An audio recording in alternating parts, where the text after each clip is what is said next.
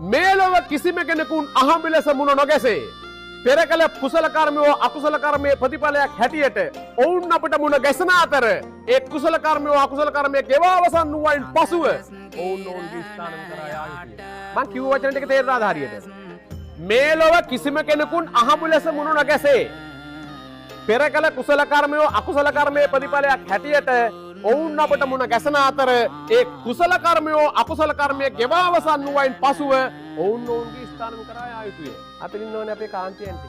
අනුරමාම හිතේනේ මම සරල කතාවක් කියන්නේ. අනුරමාම හිටියා. අනුරමාම ජීවිතේ කාන්තෙන් හරි ආදරේ. හරි?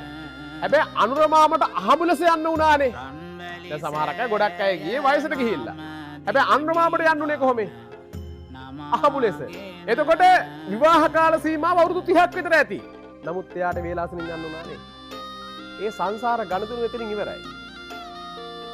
එයාගේ කාල සීමාව මෙයාට ගෙවන්න තියෙන කාලය ඉවරයි. මෙයාගේ සැලකුම් ලබන්න තියෙන කාලය ඉවරයි. ඒක එතනින් හමාරයි. ඔතන තේරෙනවද මගේ රත්තරන් අම්මලා අප්පච්චිලා රාමුදු කාරණාවක්. මම නෑකම හදාගත්තේ නාමිකව සංසාරේ ලේසියට විතරයි. ඒක ලේසියට හදාගන්න. මේ ආත්මේ මගේ දරුවෝ වෙච්ච කෙනා ඊළඟ ආත්මේ මගේ මුණුපුරා වෙන්න පුළුවන්. මේ ආත්මේ මගේ මහත්ය වෙච්ච කෙනා ඊළඟ ආත්මේ මගේ මුණුපුරා වෙන්න පුළුවන්. ඇයි බැරිද?